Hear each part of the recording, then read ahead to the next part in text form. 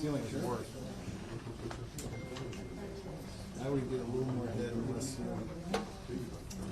or unless you can zoom in one, tilt it down, and then you can zoom in.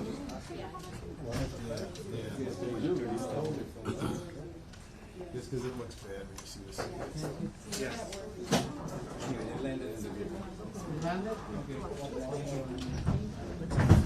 How come let me see. They're still coming in. Maybe you're not downloading it. You're way behind. Somebody should call the fire.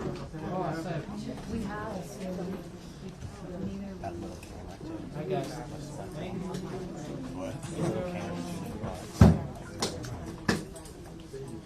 She's doing a live video.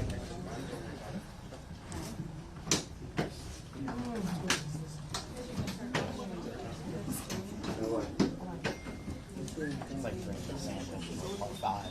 Specials Olympia. We have a 3-minute warning. 2-minute warning now.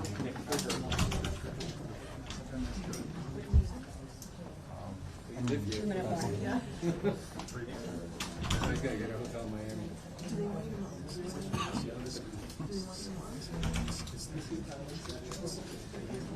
And Pam is going to make this press conference.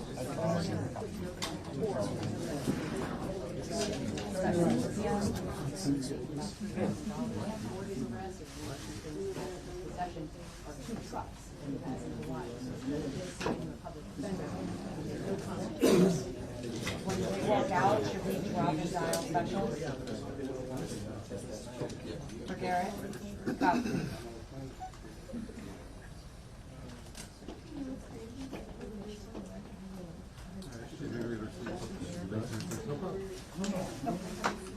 Copy. We're with you, and as soon as they walk out, he'll get off camera, we'll drop a dial into specials.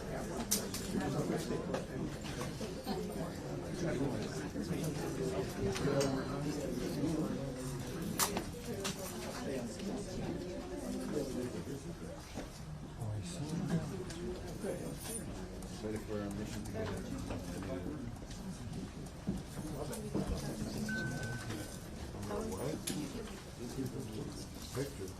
No, son gratis.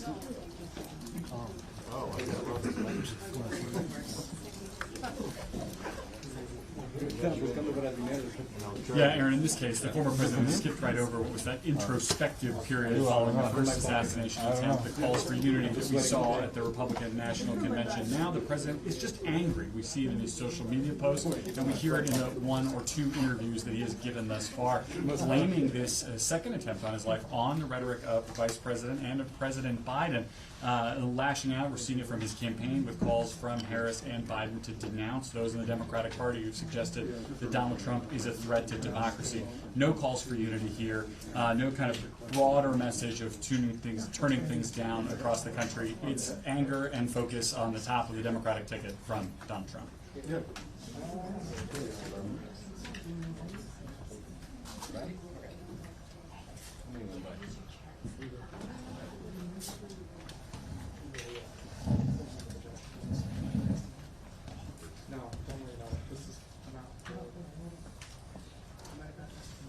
Well, Aaron, in terms of their official public schedule, the answer is no. The campaign's been very clear that Donald Trump's going to continue with his campaign events this week. He's got a town hall in Michigan tomorrow. He's at an event tonight at Mar-a-Lago that has nothing to do with the campaign. He's launching a new crypto program just for his own personal brand. All of that is the show must go on. But what changes might be being made to the security posture around some of these events, or how things like the rest of the former president's schedule, like a golf outing, which is typically treated as what we call an OTR movement, a lot less of the visible security preparations, the security screenings, a smaller package of Secret Service and other officials traveling around him. If those changes are being made, we don't know about them yet, and we may not ever be told about them. The Secret Service may simply decide to make those changes unilaterally and quietly.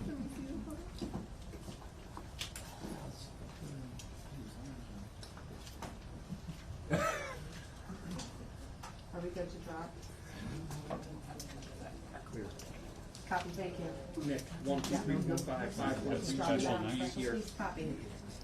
Okay, dropping and dialing into specials. Copy.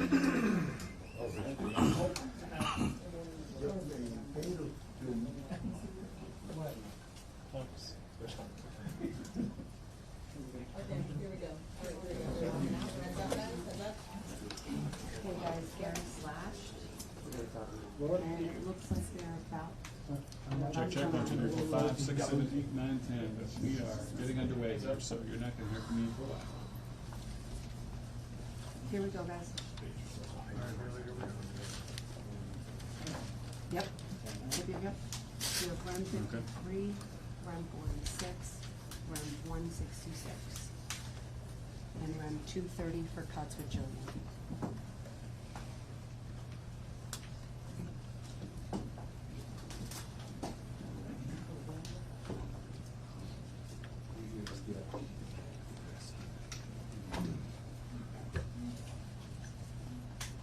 He's coming out, they're just setting up.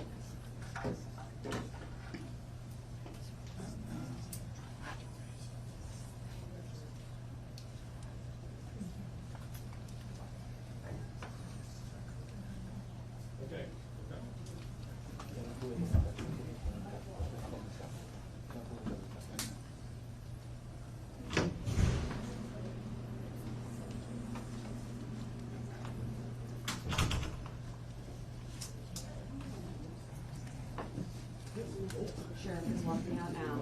Here he comes. Sheriff is walking out now.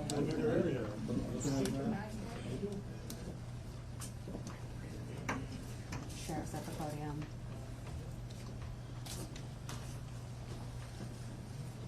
Okay, just a couple little housekeeping things here, in case you haven't been with me at the press conference. We, meaning the gentlemen that are up here, which is the U.S. Attorney, FBI, Secret Service, we're going to give you everything that we have. We're going to give you the latest updates. They're going to tell you what's going on with the investigation, everything. And then we're going to do a limited amount of questions. So make them good, right? Don't get into what if and all this. Get legitimate questions. You got it? Yes, sir. Okay, everybody ready? Yes. Okay. We're here today to give an update on the investigation in regards to the incident at Trump International. With me is the U.S. Attorney, the FBI, and the Secret Service. Just to give you a little information, as you well know, the road down there on Summit is still blocked off. It will be blocked off probably for the remainder of today and probably a good portion of tomorrow until some of the investigative things need to be done and finished. But we're accommodating people in and out, getting them to the library, getting them to the post office, so the public is not going to be that far inconvenienced. The security level at Mar-a-Lago is the highest it can possibly be now. The road closures are back in place and will remain there. The checkpoints are in place. And my commitment to the Secret Service is to give them every possible resource from PBSO. Once they determine the level of security that they need, they will get all the resources possible. Specials, Olympia. So having said that, I'll let you talk to the U.S. Attorney. Just noting that Acting Director Will is here for the Secret Service. Good afternoon. Thank you for joining us today. My name is Markenzie Lapointe. I'm the United States Attorney for the Southern District of Florida. I want to start by expressing my deep gratitude to Sheriff Rick Bradshaw of Palm Beach County Sheriff's Office for hosting today's press conference and for his department's assistance with this matter. I'm truly grateful for your leadership, sir. I'm also pleased to be joined by our partners in federal law enforcement from the FBI and the United States Secret Service, and also from ATF.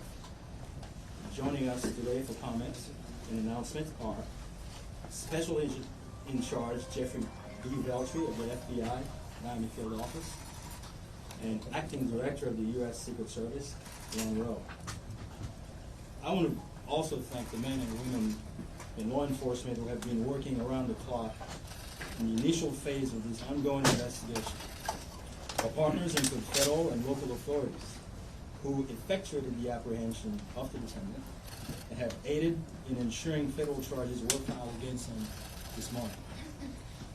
We're here to announce that Ryan Wesley Routh, 58 years old, of Hawaii, has been charged by a criminal complaint in the Southern District of Florida with firearms offenses related to an incident which occurred yesterday at Trump International Golf Course right here in West Palm Beach. Ralph was charged federally with possession of a firearm by a convicted felon and possession and receipt of a firearm with an obliterated serial number. He had his initial appearance today before Magistrate Judge Ryan McCabe in the federal courthouse in West Palm Beach. According to the allegations in the complaint, a U.S. Secret Service agent walking the golf course perimeter saw what appeared to be a rifle poking out of the tree line. After the agent fired a service weapon in the direction of the rifle, a witness saw a man later identified as Ralph fleeing the area in the tree line. Ralph was later apprehended by officers from the Martin County Sheriff's Office in coordination with the Palm Beach County Sheriff's Office. Complaint alleges that in the area of the tree line from which Ralph fled, agents found a digital camera, a backpack, a loaded SKS-style rifle with a scope, and a black plastic bag containing food. The serial number on the rifle was obliterated. According to the complaint, Ralph was convicted of felonies in North Carolina in December 2002 and March 2010, and therefore was prohibited from possessing a firearm. The FBI is leading this investigation, this ongoing investigation. As the Attorney General stated earlier today, the FBI is continuing its investigation of this incident as an assassination attempt upon the former president. The investigation remains at its early stages. The entire Justice Department, including the FBI, the United States Attorney's Office for the Southern District of Florida, and the National Security Division are coordinating closely with our law enforcement partners to fully investigate and prosecute this matter. The charges we're announcing reflect the strong collaboration of the agencies represented here. The U.S. Attorney's Office, the Department of Justice, would be unable to carry forth our mission without the invaluable assistance of our federal, state, and local law enforcement Are partners. we doing this out of paycheck? I'd like to thank the Bureau of Alcohol, Tobacco, Firearms, and Explosives. And we have Chris Robertson here, Special Agent in Charge, and your Secret Service for the invaluable assistance they are providing, they have been providing. I would also like to recognize the Palm Beach County and Martin County Sheriff's Offices for operating the defendant. Again, without the local authorities to assist in those things, it would be literally impossible to accomplish the things we are able to accomplish on the federal side. I want to personally express my gratitude to the attorneys with the U.S. Attorney's Office for the Southern District of Florida, in the counterterrorism section of the Justice Department's National Security Division for their non-stop work over the last 24 to 30 hours. Together we will continue to work tirelessly to ensure accountability and the pursuit of justice. At this time, I will invite FBI Special Agent in Charge Jeff Veltri to the podium. After Special Agent in Charge Veltri completes his remark, Acting Director of the U.S. Secret Service, Ron Will provide remarks before we open the floor for a few questions. On our end, given that this is a pending matter before the court and the investigation is ongoing, all comments will be limited. Thank you very much.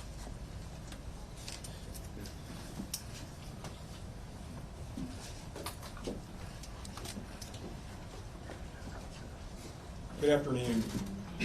For a quick introduction, my name is Jeffrey Veltri, FBI Special Agent in Charge for the Miami Field Office. The FBI immediately responded to the scene here in West Palm Beach, Florida, and we are investigating this matter as an apparent assassination attempt of former President Trump. We view this as extremely serious and are determined to provide answers as to what led up to the events which took place. I want to emphasize we're just a little over 24 hours into this investigation, so we're going to provide as much as we can publicly while our investigation is still ongoing. We must also stress that the United States Attorney's Office is pursuing charges, and that limits some of the details that we can discuss publicly. Yesterday afternoon, Martin County Sheriff's Office took custody of Ryan Ralph, and he was transported back to Palm Beach County Sheriff's Office. Our FBI agents then attempted to interview him, and he invoked his right to an attorney. In the last 24 hours, the FBI and our partners have been dedicated to investigating the incident and utilizing all available resources. These efforts have included our investigative team and the United States Attorney's Office for the Southern District of Florida, in conjunction with DOJ's National Security Division, are actively working hand in hand to pursue and subsequently execute search warrants. Thus far, the warrants include a video recording device, subjects' cellular devices, a vehicle, and other electronic devices located at previous known addresses. We are coordinating with the United States Secret Service to complete numerous interviews of agents on scene. We have also interviewed 7 civilian witnesses at the scene, and that is just the beginning. Our FBI's Honolulu and Charlotte field offices have initiated interviews of several family members, friends, and former colleagues of the subject. FBI has deployed several specialty teams to ASSI headquarters and our lab division in Quantico to include evidence. This team is collecting and processing multiple evidentiary items. These range from the rifle, which is an SKS model with a scope and obliterated serial numbers, to 2 bags, the subject's electronics, and what appears to be ceramic tiles. DNA has also been collected from those items, which are being sent to Quantico for testing. We will also process the subject's vehicle for evidence. The Cellular Analysis Survey Team, what we refer to as CAST, conducted thorough analysis of the subject's cellular device locations. The CAST analysis aligns with witnesses' account of the subject's presence at the scene both before and around the time of the incident on September 15th. More specifically, we're continuing to conduct analysis and will be compiling the subject's movements in the days and months leading up to September 15th. Cellular data shows that the subject was in the vicinity of the golf course roughly 12 hours before the engagement with the United States Secret Service. Our investigative teams conducted a neighborhood canvass in an effort to collect and obtain relevant video footage. The subject had an active online presence, and we are going through what he posted and any searches he conducted online.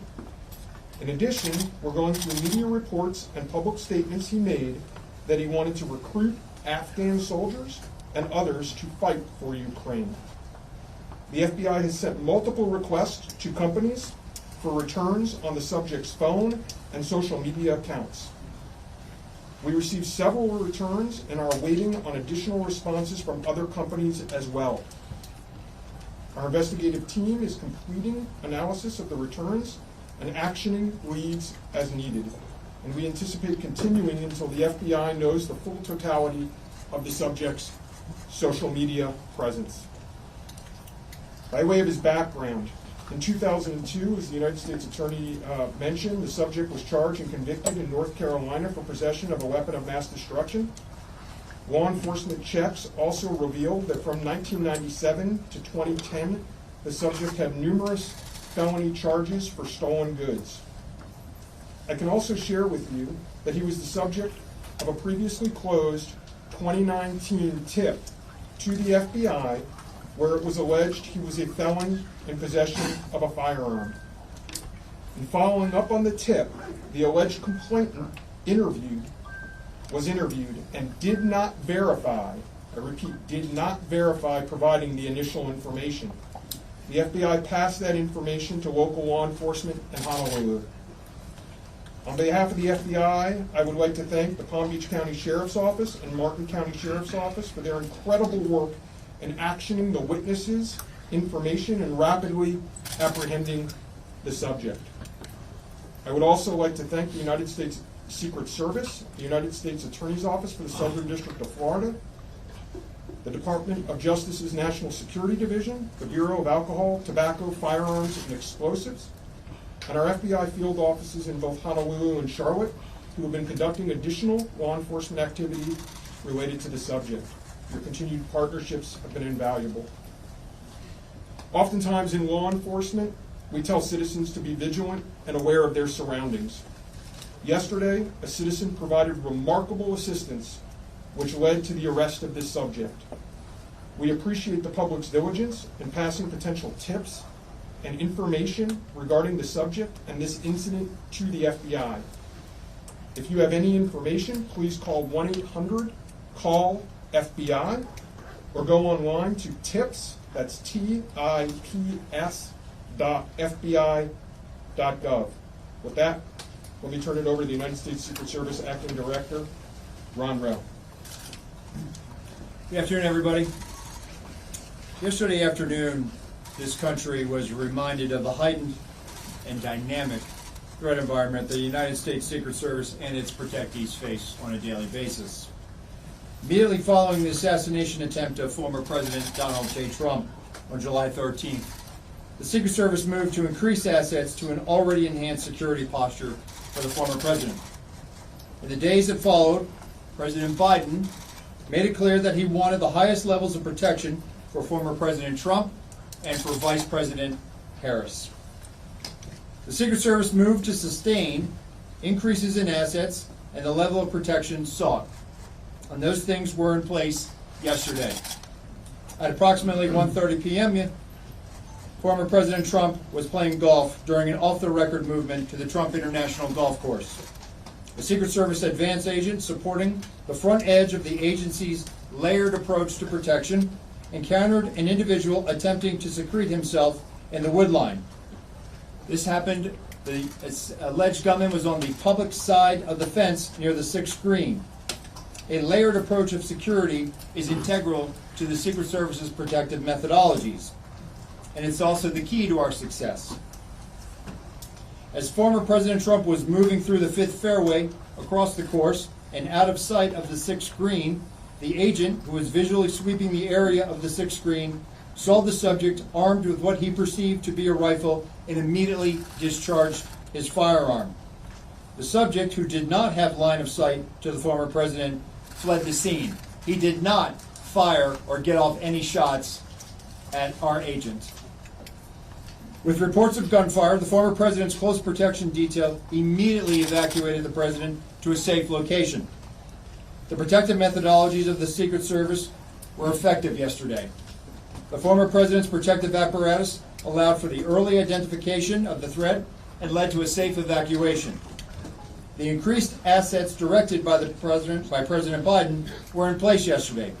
These included the counter-sniper team elements, counter-surveillance agents on the exterior, counter-assault teams partnered with local tactical assets from the Palm Beach County Sheriff's Office, and counter-unmanned aerial system elements. All of these entities were present yesterday.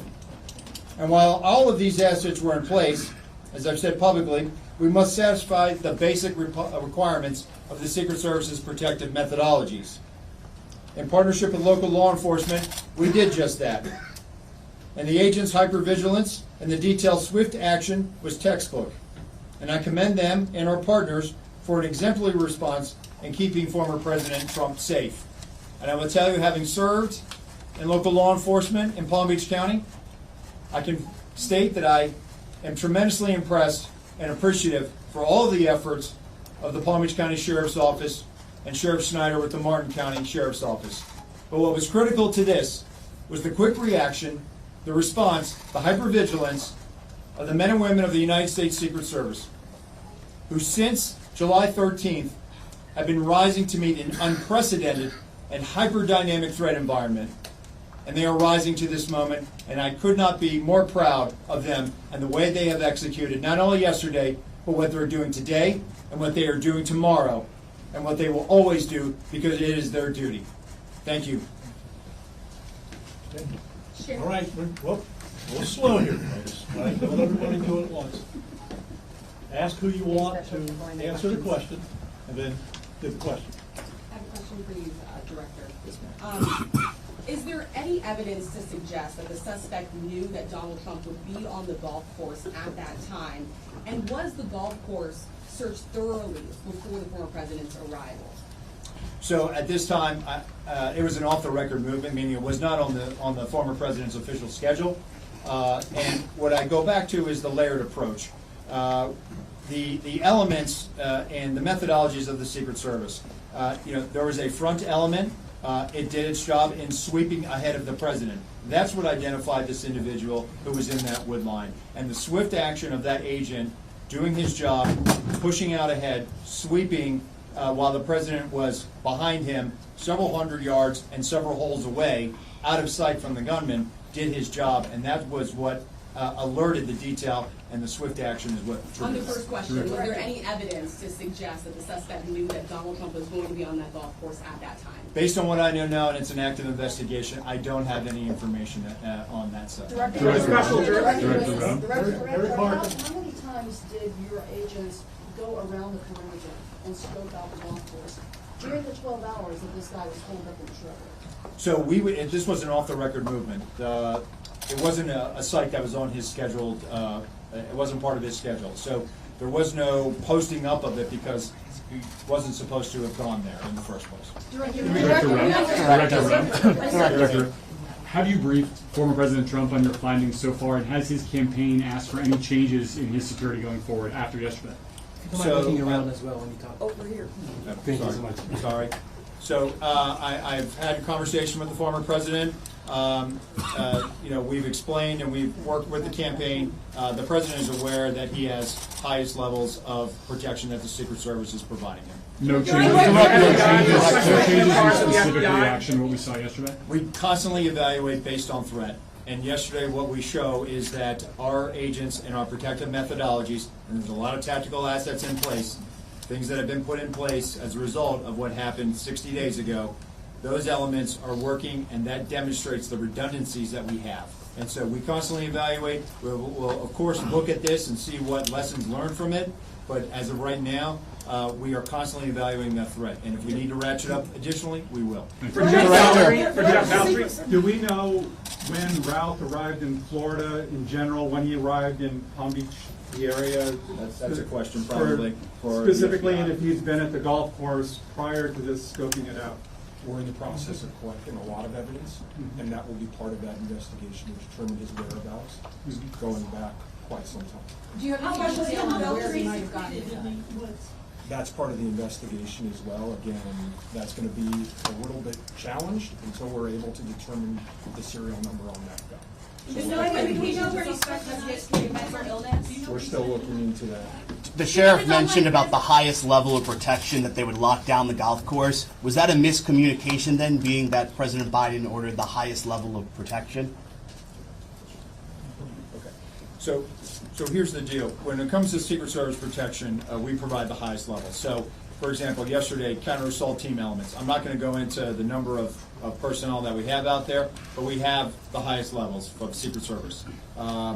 When we work with the Palm Beach County Sheriff's Office, like for example yesterday, during that emergency action response, we had their local tactical team assets partner with our local tactical team assets. We had their helicopter up in the air, providing us 360 and situational awareness of the overhead for if there were any potential threats coming at us. So what we did yesterday was exercise our emergency plan based on the number of tactical assets and the highest level of protection that we are providing. The sheriff and I have talked. Now clearly, when you go down Southern Boulevard right now and you try to get over to Palm Beach and you see the robust presence that's existing outside of Mar-a-Lago, the heavy uniform presence, the additional assets of the Secret Service. And for those of you that were here in 2017, when the president was in office, when you look at that footprint now and you look at it today, there's not much difference there. There is heavy uniform presence out there. And again, what I go back to is yesterday was an off-the-record movement. Off the record. And the president wasn't even really supposed to go there. It was not on his official schedule. And so we put together a security plan, and that security plan worked. Director, in being in the vicinity, Special Agent Daltrey, in terms of him being in the vicinity, based on his phone records, is there any evidence to show that Ralph was in the vicinity in the area before Sunday? And when you say in the vicinity, does that mean right there at that spot in those bushes, or could it have been down the street at a restaurant? It was in very close proximity to where he was spotted by the Secret Service. In terms of your first question, whether he was there earlier, our investigation is still looking to determine. Giving him Whoa. We're gonna do two more. You get one. Thank you. All right? Only two more. You get one. Okay, we understand that the Secret Service has asked Congress for additional resources since the Butler rally. Have you received those resources yet? So thank you for that question. So we are working. Look, the Secret Service operates under a paradox of zero fail mission, but also that we have done more with less for decades. And this goes back many decades, right? What I can tell you is that we have immediate needs right now, and we have great support, not only from President Biden, and you saw his public statement today, where he said that he's going to direct his staff to make sure that the Secret Service has the resources it needs. We're having fantastic conversations with members of Congress. I've been up to the Hill last week. We are continuing to have those conversations, but the long and short of it is this. Coming out of Butler, I have ordered a paradigm shift. The Secret Service's protective methodologies work, and they are sound, and we saw that yesterday. But the way we are positioned right now in this dynamic threat environment, it has given me guidance to say, you know what, we need to look at what our protective methodology is. We need to get out of a reactive model and get to a readiness model. There could be another geopolitical event that could put the United States into a kinetic conflict or some other issue that may result in additional responsibilities and protectees of the United States Secret Service. And so we are working, we are making information available to all of our partners. And I just want to say that the commitment of Congress to the Secret Service throughout the years has been tremendous. And we will continue to work with them and Secretary Mayorkas, whose support in making sure that we're getting what we need has been phenomenal. He is one of our biggest champions and our advocate. And so we're having these conversations, and I feel confident that we will get what we need. We have immediate needs. We have future needs, too. I need to make sure that our counter snipers are the best trained counter snipers in the world, that they are exactly doing what we need them to do, and that they match counterparts in the military and Tier 1 forces. And right now, we are working with Congress to make sure that we get those for our training facility. We also have a necessary need to make sure that we're getting the personnel that we have. And that requires us to be able to have the funding to be able to hire more people. You can't just give me money and say, hey, we're going to make sure that everybody gets overtime. Because the men and women of the Secret Service right now, we are redlining them. And they are rising to this moment, and they are meeting the challenges right now. And if you look back at their body of work over the last 60 days, the Republican National Convention in Milwaukee, the Republican National Convention in Chicago, a visit of Prime Minister Netanyahu to Washington, D.C., and to West Palm Beach, which Palm Beach County Sheriff's Office supported.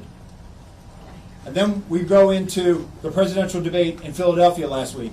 And for those in the media that have been to a national special security event, if you saw the National Constitution Center last week, what you saw was pretty much a mini national special security event with the number of assets that were on that perimeter. And so our folks are rising to this moment, but it requires all of us to be able to have good conversations and make sure that we're getting the Secret Service where it needs to be. And I'm confident that we will achieve that because we don't have an alternative. Success, we have to have it every day. We cannot have failures. And in order to do that, we're going to have some hard conversations with Congress, and we're going to achieve that. Last question, one more. For the special agent in charge of the FBI, Yes, sir. did he act alone? Did he have some kind of help? At this point, we're still exploring that, investigating that. Our investigation will determine that. We do not have information that he's been acting with anyone else at present. Do we know how long he's been in Florida when he arrived? Oh, you snuck one. At this point, Our investigation is still determining that. Thank you. All right, How was he able to get away? How was he able to get away? that's it. I'm not going to do any more. All right, you got a lot of information there. The last thing I will tell you is, like the director of the Secret Service says, the president called me last night, President Trump. He thanked me for everything that we did along with the Secret Service. He knows we work great together, and he feels safe. That's important, because he is. And what we did yesterday proves that the system can work. Because the suspect didn't even get close to getting the round off. and we apprehended them and brought them to justice. So we're very, very proud of that. Thank you folks for being here. I appreciate it. Sheriff, one more time for the record, how do you pronounce his last name, Sheriff? Is it Ruth or Ralph? I've heard both. I say wow. You say tomato, I say Here we go. Yep.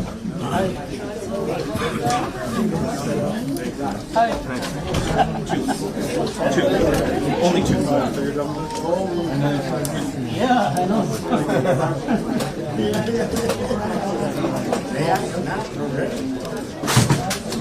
No, stay down.